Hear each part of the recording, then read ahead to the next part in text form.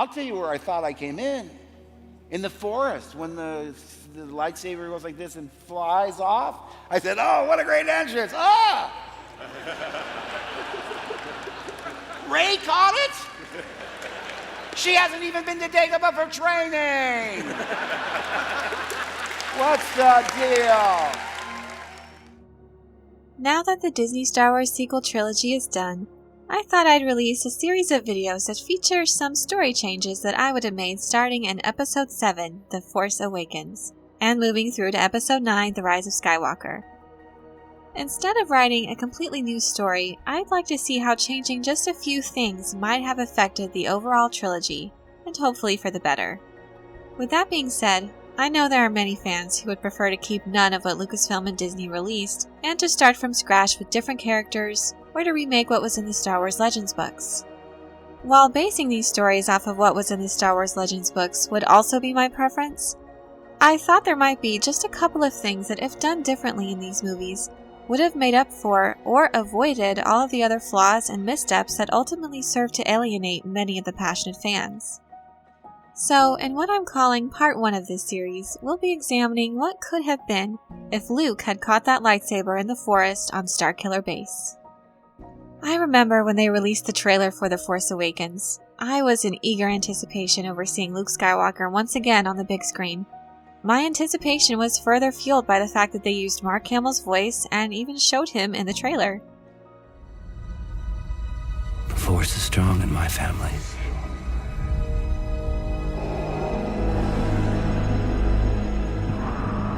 My father has it.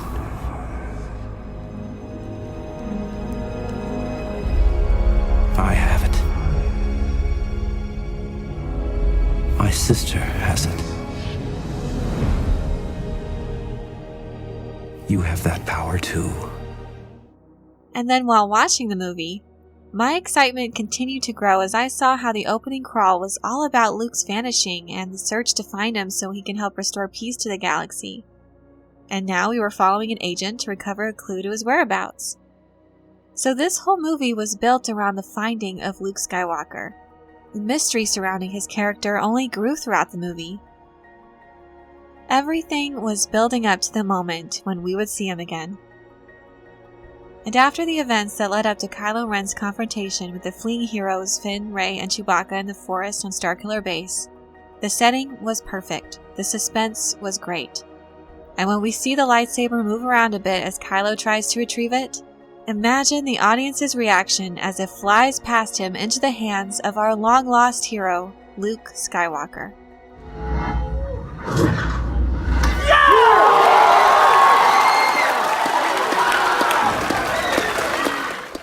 This is probably the single most important decision they could have made with this trilogy. This would have done so much for the story moving forward. At this point here, we could have had a scene similar in spirit to their standoff on Crate in The Last Jedi. The only difference would be that Luke would have been physically there, and could do way more in demonstrating his mastery of the Force and staving off Kylo. Luke would have caught the lightsaber, confronted Kylo Ren, allowing Rey and Chewie time to grab Finn and escape.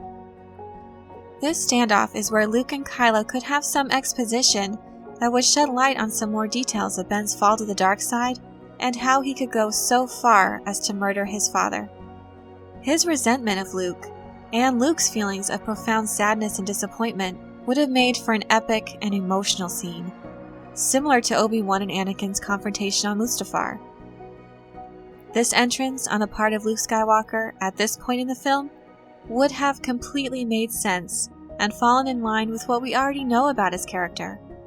Luke would have felt the disturbance of the Force if all those trillions of people had suddenly perished, and he most definitely would have felt the loss of his friend, Han Solo, who he has such a strong relationship with.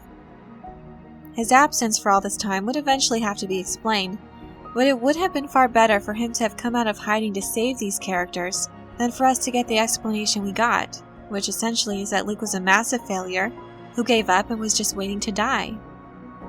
This change would have been true to the character of Luke Skywalker and would have been true to the Jedi way. Who is this guy?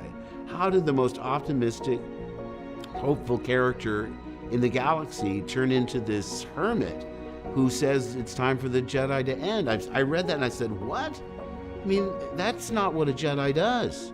I mean, a Jedi is optimistic. A Jedi has tenacity. He never gives up. He doesn't secrete himself on an island, but you'll see. Luke's entrance on Starkiller Base would have had very positive impacts on the characters of Kylo Ren and Rey as well. Perhaps Kylo even shows how capable he is in fighting with his lightsaber and his use of the Force against his old master. This would have contributed greatly to his credibility as a legitimate threat, and would have played much better than going toe-to-toe with the novice Rey and getting defeated. Also, in no way does this epic moment diminish Rey's character. In fact, it would have humanized her and made her more realistic and relatable to need to be rescued from Kylo Ren. Up to this point, she's already demonstrated quite a bit of power and ability in using Force persuasion to escape her capture, and then to make her way through Starkiller Base. And it's already established that Kylo Ren is much more powerful than her, as he was easily able to capture her in the forest outside of Maz Kanata's castle on Takodana. So it feels obvious that she would need training if she's going to be able to face him on her own again.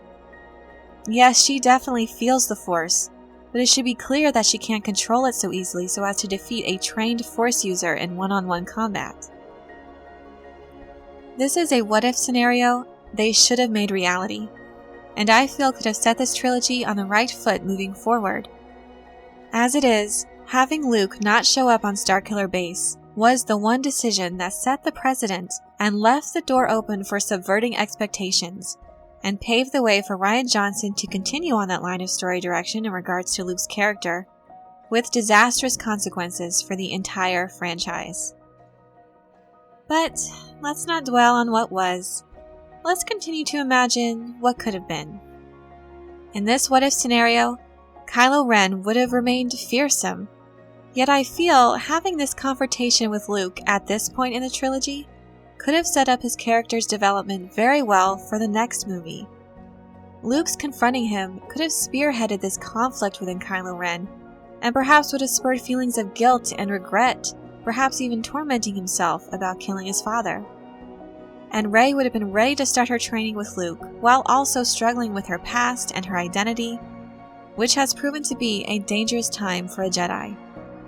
And since she's already demonstrated a natural affinity with Force persuasion and other mind tricks, I feel like they could have really focused on those powers as her specialty, so it would have made her seem like she wasn't so enormously great at everything, but rather just super good at this one aspect of the Force, kind of like a Jedi Consular, while still requiring training to control and refine it, as well as needing training for combat with a lightsaber.